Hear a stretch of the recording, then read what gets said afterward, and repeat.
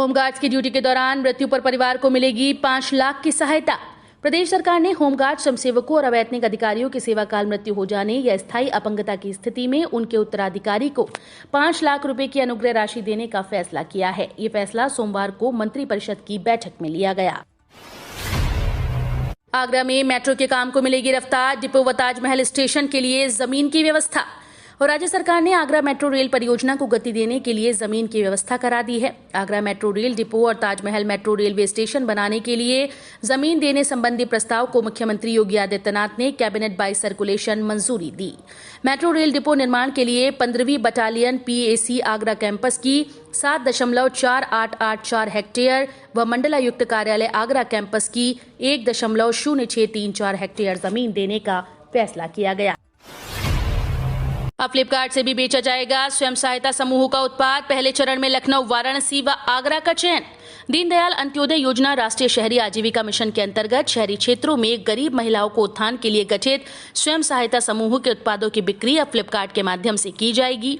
इसके लिए केंद्रीय आवासन और शहरी कार्य मंत्रालय का फ्लिपकार्ट के साथ अनुबंध हो चुका है। पहले चरण में जल्द ही लखनऊ, वाराणसी व आगरा में गठित इन समूहों के उत्पादों की बिक्री शुरू की जाएगी। यूपी में युवाओं को मिलेगा रोजगार। उत्तर प्रदेश की योगी सरकार मिशन रोजगार में जुटी हुई है। सीएम योगी ने प्रदेश के युवाओं को बड़े स्तर पर नौकरी देने का ऐलान किया है।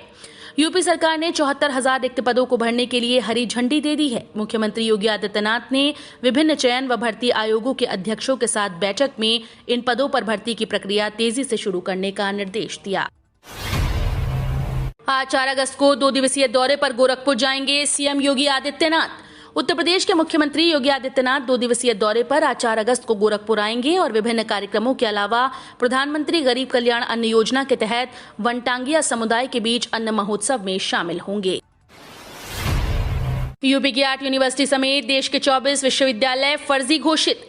केंद्रीय शिक्षा मंत्री धर्मेंद्र प्रधान ने कहा कि विश्वविद्यालय अनुदान आयोग ने 24 स्वयंभू संस्थानों को फर्जी घोषित किया है।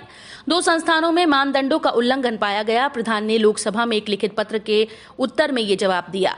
छात्रों, अभिभावकों, आम जनता और इलेक्ट्रॉनिक प्रिंट मीडिया के माध्यम से प्राप्त शिकायतों के आधार पर यूजीसी ने 24 स्वघोषित उच्च शिक्षा संस्थानों को फर्जी विश्वविद्यालय घोषित किया है।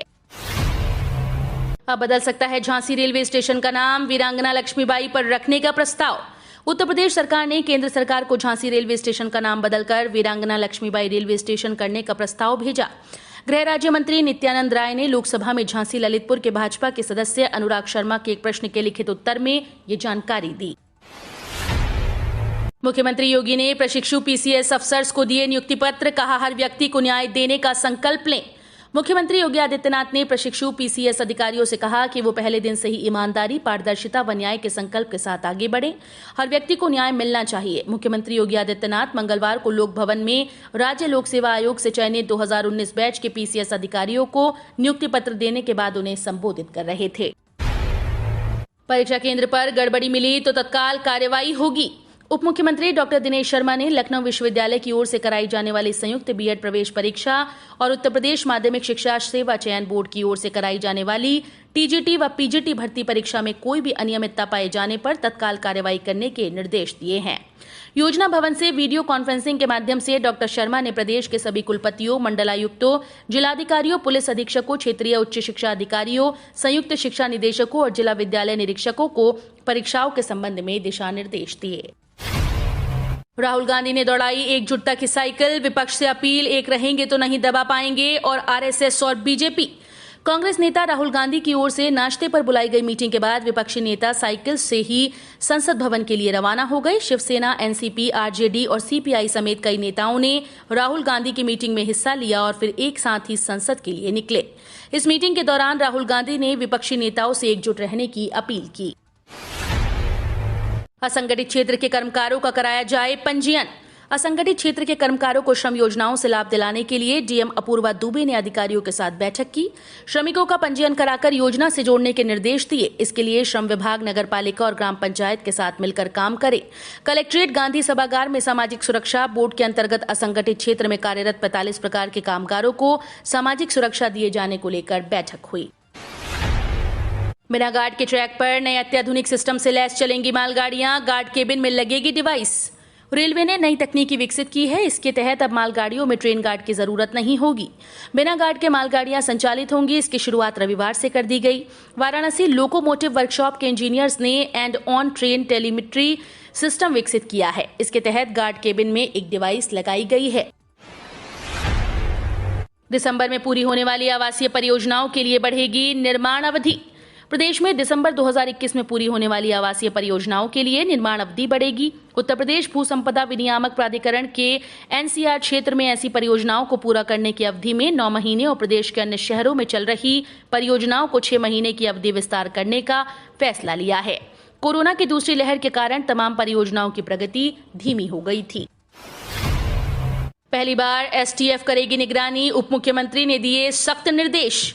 बीएड संयुक्त प्रवेश परीक्षा पर पहली बार स्पेशल टास्क फोर्स नजर रखेगी। परीक्षा में नकल व गड़बड़ियों की आशंका पर उप मुख्यमंत्री डॉक्टर दिनेश शर्मा ने सोमवार को आगरा के जिलाधिकारी प्रभु एन सिंह को इस संबंध में निर्देश जारी किए। जिले में 6 अगस्त को 35 केंद्रों पर बीएड 2021 की परीक्षा आयोजित की जाएगी। 18 महीने के डीए एरियर पर उम्मीद अब भी बाकी। सरकार से चल रही है बातचीत, निकलेगा हल। देश 1 करोड़ से भी ज्यादा केंद्रीय कर्मचारियों और पेंशनर्स को महंगाई भत्ते और महंगाई राहत में बढ़ोतरी का तोहफा तो मिल चुका है। 1 जुलाई से 17% की जगह 28% डीए और डीआर मिलेगा। लेकिन एक बात केंद्रीय कर्मचारियों को अब भी खटक रही है। सरकार ने बीते 1.5 साल का एरियर देने को लेकर साफ मना कर दिया, लेकिन अभी आस खत्म नहीं हुई है। सरकार से इस बारे में बातचीत चल रही है। केंद्रीय विश्वविद्यालयों में ओबीसी के 55% पद हैं खाली। मोदी सरकार ने संसद में बताया। केंद्रीय शिक्षा मंत्रालय के डेटा की माने तो देश भर के केंद्रीय विश्वविद्यालयों में स्वीकृत ओबीसी पदों में से करीब 55% पद खाली हैं, जबकि भारतीय विज्ञान संस्थान बेंगलोर में इस श्रेणी के लिए रिक्तियां 89% से अधिक हैं। केंद्रीय शिक्षा मंत्री धर्मेंद्र प्रधान ने लोकसभा में एक प्रश्न के लिखित उत्तर में आंकड़े साझा किए। इमरजेंसी में पीएफ खाते से तुरंत मिलेंगे 1 लाख रुपए। ईपीएफओ ने अपने सब्सक्राइबर्स के लिए शुरू की नई सर्विस। कोरोना महामारी के दौर से हम गुजर रहे हैं, कब पैसों की जरूरत पड़ जाए नहीं मालूम। ऐसे में कुछ उपायों के बारे में जानकारी रखना हमेशा फायदेमंद होता है। जैसे ईपीएफओ अपने सब्सक्राइबर्स को एक बड़ी बेहतर सुविधा दे रहा है। अगर आपको पैसे की जरूरत है तो आप महज 1 घंटे में अपने पीएफ खाते से पैसे निकाल सकते हैं। एसबीआई ग्राहकों के लिए बड़ी खबर। अगर सितंबर तक नहीं किया ये काम तो बंद हो सकता है आपका बैंक अकाउंट। देश का सबसे बड़ा सरकारी बैंक एसबीआई अपने ग्राहकों को अच्छी सुविधा देने की हर कोशिश करता है। इस कड़ी में स्टेट बैंक ऑफ इंडिया ने अपने ग्राहकों से एक बेहद जरूरी अपील की है। एसबीआई ने अपने खाताधारकों से कहा कि जल्द से जल्द पैन को आधार कार्ड से लिंक कर लें। इसको लिंक करने के लिए ग्राहकों के पास 30 सितंबर तक का समय है। बिजली निगमों में निदेशक पदों पर चयन प्रक्रिया दोबारा शुरू। ऊर्जा मंत्री को मंजूरी के लिए भेजी गई आवेदन आमंत्रित करने संबंधी फाइल। ऊर्जा मंत्री मिलते ही विज्ञापन प्रकाशित कराकर आवेदन आमंत्रित किए जाएंगे। ये सारी औपचारिकता इसी सप्ताह पूरी कर लिए जाने की संभावना है। सितंबर के दूसरे सप्ताह तक निदेशकों की नियुक्ति कर दिए जाने के आसार हैं। अपर मुख्य सचिव ऊर्जा आलोक सिन्हा का कहना है कि बिजली निगमों में निदेशक के रिक्त पदों पर चयन की प्रक्रिया शुरू कर दी गई है। 5100 लोगों को नमो ऐप डाउनलोड करवाओ। पीएम नरेंद्र मोदी से मिलने का मौका पाओ। दुनिया भर में तेजी से बढ़ती प्रधानमंत्री नरेंद्र मोदी की पॉपुलैरिटी के चलते आज हर कोई उनसे मिलना चाहता है, लेकिन सभी का उनसे मिलना आसान नहीं। इस काम को थोड़ा बनाने के लिए भारतीय जनता पार्टी ने एक नया तरीका खोजा। भाजपा के एक वरिष्ठ नेता ने कहा कि दिल्ली प्रदेश के उन भाजपा नेताओं और कार्यकर्ताओं को प्रधानमंत्री नरेंद्र मोदी से मुलाकात करने का मौका मिलेगा जो 5100 लोगों को नमो ऐप डाउनलोड करवाएंगे। स्वतंत्रता दिवस समारोह पर विशेष अतिथि होगी ओलंपिक टीम। पीएम मोदी भेजेंगे न्योता। स्वतंत्रता दिवस के मौके पर प्रधानमंत्री नरेंद्र मोदी पूरे भारतीय ओलंपिक दल को विशेष अतिथि के रूप में लाल किले पर आमंत्रित करेंगे। आमंत्रण के साथ साथ प्रधानमंत्री मोदी सभी लोगों से व्यक्तिगत रूप से मुलाकात कर सकेंगे और उनसे बातचीत भी करेंगे। साथ में लाल किले पर कार्यक्रम के अलावा प्रधानमंत्री नरेंद्र मोदी ओलंपिक में शामिल सभी भारतीय प्रतिभागियों से बातचीत करने के लिए अपने आवास पर आमंत्रित करेंगे। किसानों के लिए अलर्ट। इस पोर्टल पर 30 अगस्त तक करवा लें रजिस्ट्रेशन, वरना एमएसपी पर नहीं बिकेगी फसल। हरियाणा सरकार ने न्यूनतम समर्थन मूल्य पर खरीफ फसलों की खरीद की तैयारी अभी से शुरू कर दी। सबसे पहले मेरी फसल मेरा ब्यौरा पोर्टल पर किसानों का रजिस्ट्रेशन किया जा रहा है। इस पोर्टल पर रजिस्ट्रेशन के बिना किसी भी किसान की कोई फसल सरकार नहीं खरीदेगी। दिल्ली में विधायकों की सैलरी बढ़ोतरी को कैबिनेट की मंजूरी। अब भत्ते मिलाकर हर महीने मिलेंगे 90,000 रुपए। दिल्ली कैबिनेट ने विधायकों के वेतन भत्ता बढ़ाने के प्रस्ताव को मंजूरी दे दी है। नए प्रस्ताव के मुताबिक अब दिल्ली के विधायकों को 30,000 रुपए प्रति महीना वेतन मिलेगा।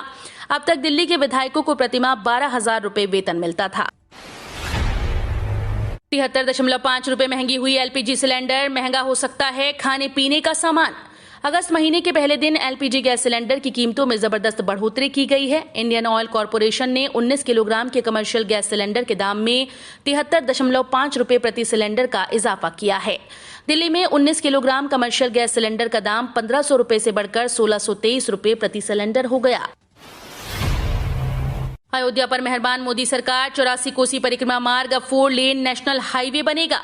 यूपी की योगी सरकार के साथ ही केंद्र की मोदी सरकार भी श्री राम की जन्मभूमि अयोध्या पर मेहरबान है। केंद्र सरकार अयोध्या के 84 कोसी परिक्रमा मार्ग और राम वन गमन मार्ग के निर्माण कार्य को विशेष प्राथमिकता देगी।